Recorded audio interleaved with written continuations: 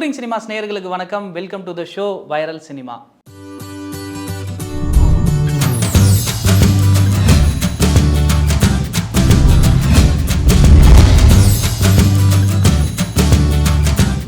மே 14 கருப்பு படம் ரிலீஸ் பண்ண போகிறாங்க. இப்போ சொன்ன தேதியில் கருப்பு படம் கன்ஃபார்மாக வருது. ப்ரொடக்ஷன் டீம் இப்போ என்ன பண்ணியிருக்காங்க அப்படின்னா, ஏன்னா ரொம்ப நாள் முன்னாடி வந்துட்டு தான் படம் ரிலீஸ் ஆச்சு, ஏப்ரலில் ரிலீஸ் ஆச்சு. அதுக்கிடையில் எலெக்ஷன் வந்துருச்சு, அதுக்கப்புறமே ரிசல்ட்டு அப்படின்ட்டு ஒரு 2 வாரம் மக்கள் வந்துட்டு இந்த எலெக்ஷன் ஹரிபரியிலே வந்து இருந்தாங்க. தேட்டர் பக்கம் போகிறத கொஞ்சம் கம்மி பண்ணிட்டாங்க அப்படின்னே சொல்லலாம். எப்படா ஒரு நல்ல படம் வரும் அப்படின்னு வந்துட்டு மக்கள் வெயிட் பண்ணிட்டு இருக்காங்க. அந்த டைமில் தான் கருப்பு படம் ரிலீஸ் ஆகுது. ஸோ இதை தெரிஞ்சுக்கிட்ட ப்ரொடக்ஷன் டீம் என்ன பண்ணுறாங்க அப்படின்னா, தமிழக அரசுக்கிட்ட வந்து ஒரு கோரிக்கையை வைக்கிறாங்க. என்னன்னா, இந்த படம் பார்க்க நிறைய கூட்டம் வருவாங்க, எங்களுக்கு ஒரு ஸ்பெஷல் ஷோ மட்டும் அரேஞ்ச் பண்ணுறதுக்கு நீங்கள் பர்மிஷன் கொடுத்தா போதும், மித்ததெல்லாம் நாங்கள் பார்த்துக்குவோம் அப்படின்ட்டு வந்து ஒரு பர்மிஷன் கேட்டிருக்காங்க. அதுக்கு தமிழக அரசாங்கம் என்ன பண்ணியிருக்காங்க அப்படின்னா, ஓகே அப்படின்னு வந்து சொல்லிட்டு பர்மிஷன் கொடுத்துருக்காங்க. அதுவுமே 2 நாளைக்கு மட்டும்தான் அந்த சிறப்பு காட்சிக்கு அனுமதி கொடுத்துருக்காங்க. மே 14, 15 நீங்கள் தினசரி 4 காட்சிகள் இருக்கு, 5 காட்சிகள் வந்து நீங்கள் ஓட்டிக்கலாம் அப்படின்னு சொல்லியிருக்காங்க. அது சொன்னது மட்டும் இல்லாமல் ஒரு கண்டிஷனையும் சேர்த்து போட்டிருக்காங்க. அதாவது ஆஸ் பர் ரூல்ஸ் என்னவோ அதை வந்து நீங்கள் ஃபாலோ பண்ணணும். நிறைய கூட்ட நெரிசல் ஏற்படுறமான வாய்ப்பு இருந்துச்சு அப்படின்னா தவிர்த்துருங்க, சுத்தமாக இருக்கணும், சுகாதாரமாக இருக்கணும் அப்படின்ற மாதிரியான பல கண்டிஷன்ஸ் போட்டு அதுக்கு பர்மிஷன் கொடுத்துட்டாங்க. சரி, இப்போ 14, 15 வந்து பர்மிஷன் கொடுத்துட்டாங்க இல்லையா, அதுக்கப்புறமே வந்துட்டு இந்த படத்தினுடைய நிறைய ஈவெண்ட்ஸ்லாம் வந்து ஹைதராபாத், கேரளா எல்லாத்துலேயுமே வந்து நடந்துகிட்டு இருக்கு.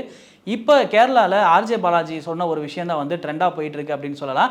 மேடையில் ஏறி ஆர்ஜே பாலாஜி என்ன சொன்னார் அப்படின்னா, உங்கள் நாட்டிலையும் வந்துட்டு நிறைய கட்சிகள் வந்து முதலமைச்சராக இருக்க வராங்க, எங்கள் நாட்டிலையுமே வந்துட்டு நிறைய கட்சிகள் வந்துட்டு முதலமைச்சர் ஆகிறதுக்கு ட்ரை பண்ணிட்டு இருக்காங்க, அப்படி எங்களுக்கு இப்போ ஒரு நல்ல முதலமைச்சர் கிடைச்சிருக்காரு அப்படின்னு அவர் சொன்னது தான் இப்போ ட்ரெண்டாகி போயிட்டு இருக்கு. ஸோ ஆர்ஜே பாலாஜி சொன்ன இந்த விஷயத்தையெல்லாம் தாண்டி கருப்பு படத்தில் வந்துட்டு என்ன இருக்க போகுது அப்படின்றக்காக சூர்யா ரசிகர்கள் ஈகராக வெயிட் பண்ணிட்டு இருக்காங்க. மே 14 படம் ரிலீஸ் ஆக போது. சூர்யா சார் ரசிகர்கள் வந்து ரொம்ப ஈகராக வெயிட் பண்ணிட்டு இருக்கீங்க. எந்த அளவுக்கு வெயிட் பண்ணிட்டு இருக்கீங்க அப்படின்றத கீழே மறக்காம கமெண்ட் பாக்ஸில் என்னோட ஷேர் பண்ணுங்க. பொதுவாக ஹீரோயின்ஸ் அப்படின்னாலே வந்துட்டு ஒரு படத்தில் 2 ஹீரோயின்ஸ் நடிக்கிறாங்கன்னா அவங்களுக்குள்ள கிளாஷ் ஆகிடும். 2 ஹீரோயினை வச்சு ஒரு படத்தை டக்குன்னு முடிக்கிறதுலாம் அவ்வளோ சாதாரணமான விஷயம் வந்து கிடையாது. இது கோலிவுட் வட்டாரங்களில் நிறைய ஒரு பரவலான டாக்காகவே வந்து இருக்கும். அப்படி ஒரு ஹீரோயினுக்கு இன்னொரு ஹீரோயினை பிடிக்கிறது அப்படின்னாலே வந்து ஒரு அதிசயமாக தான் பார்ப்பாங்க. இப்போ நான் யாரை பற்றி சொல்ல வரேன் அப்படின்னா, நடிகை ஸ்ரீலீலா அவர்களை பற்றி தான் சொல்ல வரேன்.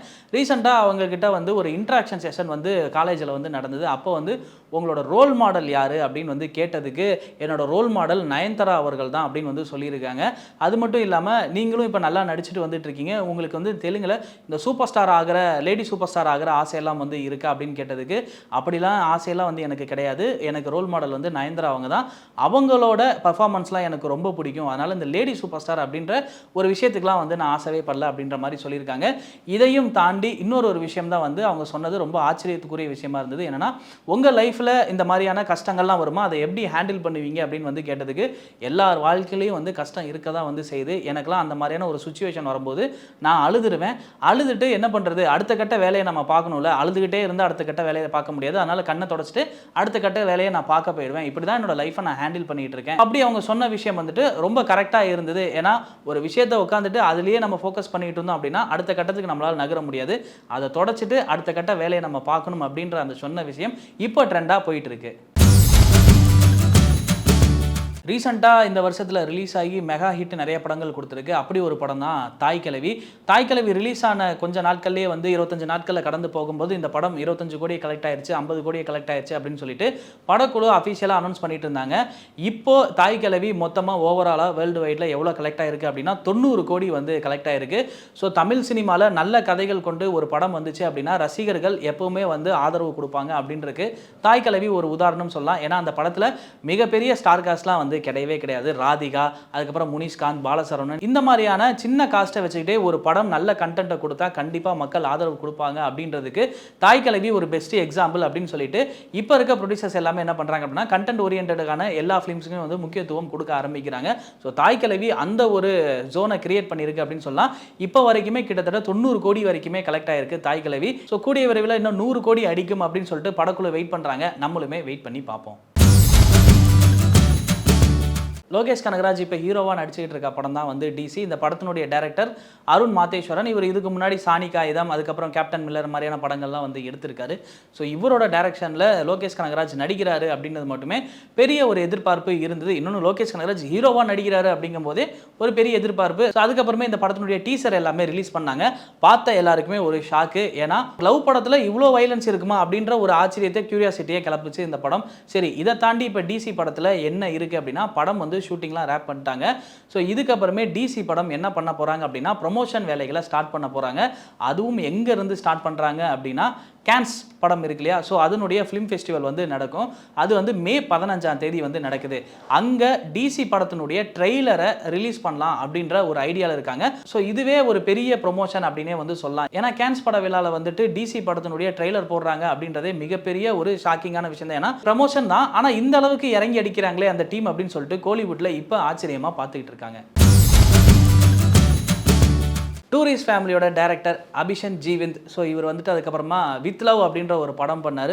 சூப்பர் டூப்பராக அந்த படம் வந்து ஹிட் ஆகிடுச்சு. இதுக்கப்புறமே இவரை தேடி நிறைய ஆஃபர்ஸ் வந்து வர ஆரம்பிச்சிருச்சு. ஸோ இப்போ என்ன படம் பண்ண போகிறாரு அப்படின்னா, அறிமுக டைரக்டரோட, அதாவது நியூ டைரக்டரோட ஒரு படம் ஒன்று சைன் பண்ணியிருக்காரு. இதில் சிவராஜ்குமார் வந்து அப்பாவாக நடிக்கிறாரு அப்படின்ற ஒரு டாக் வந்து போயிட்டு இருக்கு.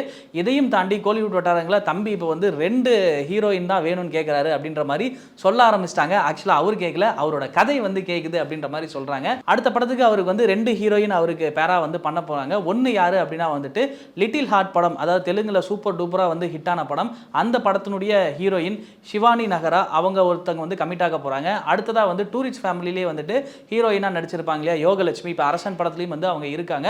ஸோ அவங்களும் வந்து ஒரு பேரா அந்த படத்தில் பண்ண போறாங்க. அதனால அடுத்தடுத்து வந்து வர ஹீரோக்கள் எல்லாருமே வந்து 2 ஹீரோயின் 3 ஹீரோயின் தான் தமிழ் சினிமாக்குள்ள என்டர் ஆகுறாங்க அப்படின்ற மாதிரி ஒரு டாக் இருக்கு. ஏன்னா இப்போ வந்து யூத் படத்தில் கென் கருணாஸ் அவர்களுக்கு வந்து 3 ஹீரோயின் இருந்தாங்க இல்லையா. ஸோ அதே மாதிரி இப்போ அபிஷன் ஜீவிநாத் 2 ஹீரோயினோட படம் பண்ண போறாரு.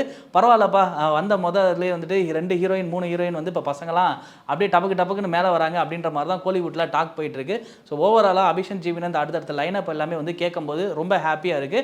அடுத்தடுத்த படங்கள் அவருடைய கதைகள் என்ன மாதிரியா இருக்க போதுன்னு நம்ம வெயிட் பண்ணி பார்க்கலாம். சூப்பர் ஸ்டார் ரஜினிகாந்த், உலகநாயகன் கமலஹாசன் இவங்க 2 பேருமே சேர்ந்து ஒரு படம் பண்ண போகிறாங்க. அது நெல்சன் தான் டைரக்ட் பண்ணுறாரு. அது எல்லாமே நமக்கு வந்து தெரியும். ஸோ இப்போ அந்த படத்தில் என்ன ஒரு கூடுதல் தகவல் இருக்குது அப்படின்னா வந்துட்டு, ஏர்போர்ட்டில் போகிற வழியில் ரஜினி அவர்கள் என்ன பண்ணிட்டார் அப்படின்னா, போகிற போக்கில் ஆகஸ்ட் மாதம் இந்த படத்தோட ஷூட்டிங் வந்து ஸ்டார்ட் பண்ண போகிறாங்க அப்படின்னு வந்து சொல்லிட்டாரு. ஸோ இது எல்லாருக்குமே வந்து ஒரு பெரிய டவுட்டை வந்து கிளப்பிருச்சு. ஏன்னா இதுக்கு இடையில வந்து ரஜினி அவர்கள் ராஜ்கமல் ஃபிலிமுக்கு ஒரு படம் வந்து பண்ணணும். அந்த படம் வந்து பண்ண போயிட்டாரு அப்படின்னா கண்டிப்பாக இது ஆகஸ்ட்டில் முடியாது. அப்புறம் எப்படி இந்த படம் வந்து ஆகஸ்ட்டில் ஸ்டார்ட் பண்ண போகிறாங்க அப்படின்ற ஒரு டவுட் இருந்தது. சரி, இதுக்கப்புறம் இது வந்து ஆகஸ்ட்ல ஸ்டார்ட் பண்ண போறாங்களா இல்ல பொங்கலுக்கு அப்புறமா அப்படின்றது வந்து நம்ம பொறுத்து இருந்து பார்ப்போம். ஆனா இந்த படத்துல இன்னொரு கூடுதலான எக்ஸ்க்ளூசிவ் ஒரு அப்டேட் என்ன இருக்கு அப்படின்னா, இந்த படத்துக்கு ஹீரோயினா த்ரிஷா இப்போதைக்கு கமிட் ஆயிருக்காங்க. ஏன்னா இப்போ இருக்க டாக் ஆஃப் த டவுனா வந்து த்ரிஷா அவர்கள் அடுத்தடுத்த படங்கள், நிறைய படங்கள் அவங்கள பார்க்க முடியுது. ஸோ கருப்பு படத்துலையுமே வந்து இப்போ அடுத்த ரிலீஸ் ஆக போகிற படத்தில் இருக்காங்க. ஸோ த்ரிஷா அவர்கள் தான் இந்த படத்தில் ஹீரோயினா நடிக்க போகிறதா அஃபிஷியலாக இன்னும் கொஞ்சம் நாளில் வந்து தகவலாக வெளியாகும். அஃபிஷியலாக வந்து கமிட் ஆகிட்டாங்க, இன்னும் வெளியே சொல்லாமல் இருக்காங்க. கூடிய விரைவில் அந்த தகவலுமே வந்து வெளியே வரும். இதோட நான் கிளம்புறேன். நெக்ஸ்ட் வர வைரல் சினிமாவில் வந்து உங்களை மீட் பண்ணுறேன். அடுத்த bye from signing off VJ Arjun Manikandan.